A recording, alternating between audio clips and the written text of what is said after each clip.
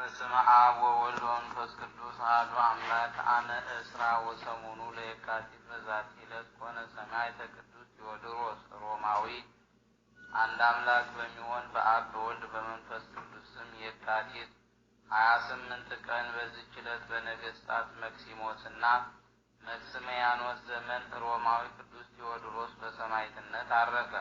እርሱም ከእስያ አውራጃ አስቲር ከሚባል አገር ነው። ይህንንም ቅዱስ በነገሥታት ዘንድ አማልክትን በማምለክ እርሱ እንደማይስማማ ወነጀሉት። በዚያንም ጊዜ አስጠርተው ለአማልክት ለምን አትሰግድም አሉት። እርሱም እኔ ክርስቲያን ነኝ፣ ከሕያው እግዚአብሔር ልጅ ከጌታዬ ከኢየሱስ ክርስቶስ በቀር ሌላ አላመልክም ብሎ መለሰላቸው።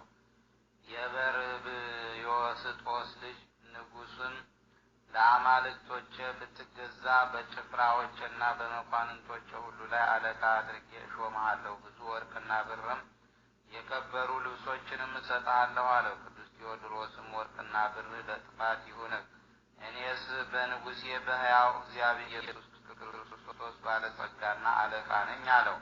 ንጉሡም ለአምላክህ ልጅ አለውን አለው። የከበረ ቴዎድሮስም አዎን፣ በመለኮቱ ባሕርይ የተገኘ ከእርሱ ጋር ዓለምን የፈጠረ በእውነት ልጅ አለው ብሎ መለሰለት። ንጉሡም አምላክህን ብናውቀው ልናገኘው እንችላለን አለው። ቅዱስ ቴዎድሮስም ወደ እርሱ ከተመለስክ እንደ እኔ ጭፍራ ትሆናለህ፣ የተወደደ መሥዋዕትም ያደርግልሃል አለው።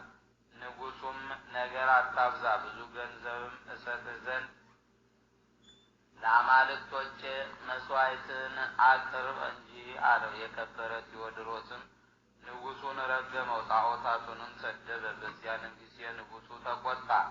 ልብሱንም እንዲገፉት በትምህርቱም ከአመኑ አሕዛብ ጋር በጨለማ ቤት ያስሩት ዘንድ አዘዘ። የከበረ ቴዎድሮስም ጸለየ። በሌሊትም ወጣ፣ እንጨቶችንም ሰብስቦ ጣዖቶችን ሁሉ አመድ እስኪሆኑ ድረስ አቃጠላቸው። እንዳይሰሙ በአገልጋዮቻቸው ላይ እግዚአብሔር ከባድ እንቅልፍን አሳድሮባቸዋልና። ለንጉሡም በነገሩ ጊዜ አጽንቶ አሰረውና ልዩ ልዩ በሆነ በጽኑ ስቃይ አሰቃይቶ አብዝቶ ያሰቃየው ዘንድ ለመኮንኑ ሰጠው። መኮንኑም እንዲህ አለው፣ ለንጉሥ ለምን አትታዘዝም? ለአማልክቶችስ ለምን አትሰዋም? የከበረ ቴዎድሮስም እኔስ ለረከሱ አማልክት አልሰዋም፣ ለከሃዲ ንጉሥም አልታዘዝም ብሎ መለሰለት። መኮንኑም ይህን በሰማ ጊዜ እጅግ ተቆጣ። ከወንበሩም ላይ ተነስቶ እንደ ነብር ተወርውሮ አንገቱን አነቀውና የከበረ ቴዎድሮስን በምድር ላይ ጥሎ ፊቱን ጸፋው፣ በእግሮቹም ረገጠው። እግዚአብሔርም ትዕግስቱን አይቶ የመላእክት አለቃ ገብርኤልን ላከለት። መኮንኑንም ገድሎ ከምድር አዘቅት አሰጠመው። ለከበረ ቴዎድሮስም በእስያ አገር ውስጥ እየተዘዋወረ የጌታ የኢየሱስ ክርስቶስን ሃይማኖት እንዲያስተምር መንፈሳዊ ጻዕዳ ፈረስን ሰጠው። ንጉሡም ይህን በሰማ ጊዜ የከበረ ቴዎድሮስን ከነፈረሱ እንዲይዙት ለትምህርቱም ያመኑትን ሁሉ እንዲገድሉ 100 ፈረሰኞች ወታደሮችን ላከ። ከሴቶችና ከልጆች በቀር 6048 ሰውን ገደሉ። ሊይዙትም ወደ ቅዱስ ቴዎድሮስ በደረሱ ጊዜ ፈረሱ በላያቸው ተወረወረ። ከአፉም እሳትን አውጥቶ አመድ እስኪሆኑ አቃጠላቸው። ነገር ግን ሌሎች አግኝተው ያዙትና ወደ ንጉሥ ወሰዱት። እርሱም ወደ እስር ቤት እንዲያስገቡት እንዳይበላና እንዳይጠጣም ደጃፎችን እንዲዘጉበት አዘዘ። ከዚህም በኋላ የክብር ባለቤት ጌታችን ኢየሱስ ክርስቶስ ተገለጸለትና ቃል ኪዳን ሰጠው። በዚያንም ጊዜ ከእስር ቤት አውጥተው ዘቅዝቀው ሰቀሉት። ደሙም እንደ ውሃ እስኪፈስ ከላም ቆዳ በተሰራ ጅራፍ ገረቡት። ደሙ የነካቸውም ብዙ በሽተኞች ዳኑ። ተአምራቱንም ያዩና የሰሙ በጌታችን በኢየሱስ ክርስቶስ አምላክነት አመኑ። በዚያችም ቀን 148 ሰዎች ተገደሉ። እሊህንም የተገደሉትንም ሰማዕታት ወደ እሳት ማንደጃ ውስጥ ከእርሱ ጋር ጨመሯቸው። በዚያንም ጊዜ ነፋስ ነፈሰ፣ መብረቅና ነጎድጓድም ሆነ። እሳቱንም አቀዝቅዞት የከበረ ቴዎድሮስን ምንም ሳይነካው ከእሳት ውስጥ ወጣ።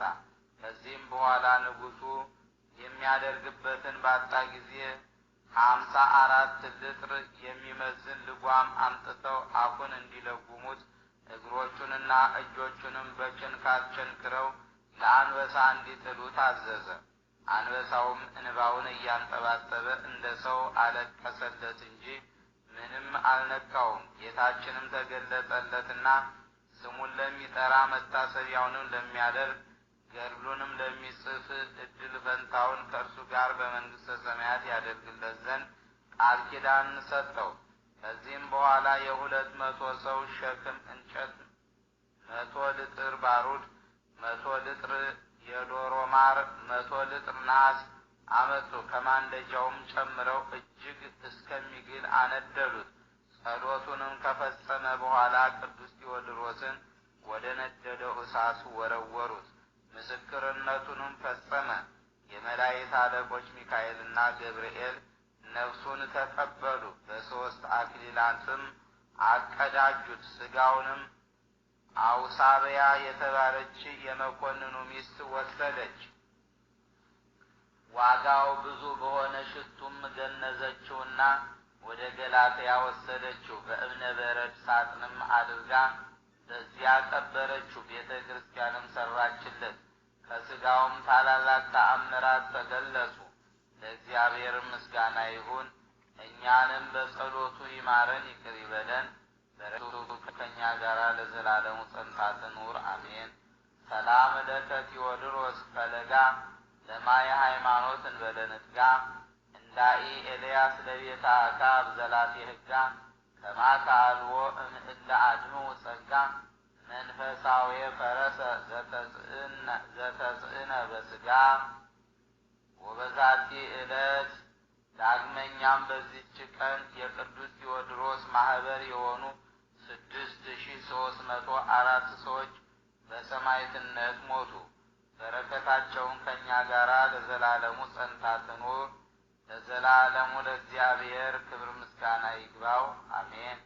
ሰላም ለክሙ አምዓት 60 ወበበ 10 ማይበራነ ቴዎድሮስ መኮሴት ቴዎድሮስ እጓለ አንበሳ እምሂሩት ክሙ ብየ ሐሰሳ አናሲ ውዲተ ክበደ አበሳ ዘአቅረብኩ ማኅሌተ አዘኪሬ አእላፈ ምለተ ጸምዱ ከዘልፈ ለነአነብብ ተወከፍ ዘነድየተ መጽሐፈ እንተረሰይ ከእግዚኦ ጸሪቀ መለት ውኩፈ ምላቡ ወላን ዘተርፈ ነቢያት ቅዱሳን ሐዋርያት ሰባክያን ሰማዕት ወጻድቃን ደናግል አድዮ መነኮሳት ሄራን ባርኮ ጉባኤ ዛቲ መካን እስከ አረጋዊት ኢኮንኡት ሕፃን ለዘጻፎ በክርታስ ወለዘአጻፎን ዘይደርስ ለዘአንበቦ ለዘተርጎሙ በልሳን አዲስ ወለዘሰማ ቃሎ በእዝነ መንፈስ በጸሎተ እሙ ማርያም ኩሉ እምባይስ እቡረ ይመሐረነ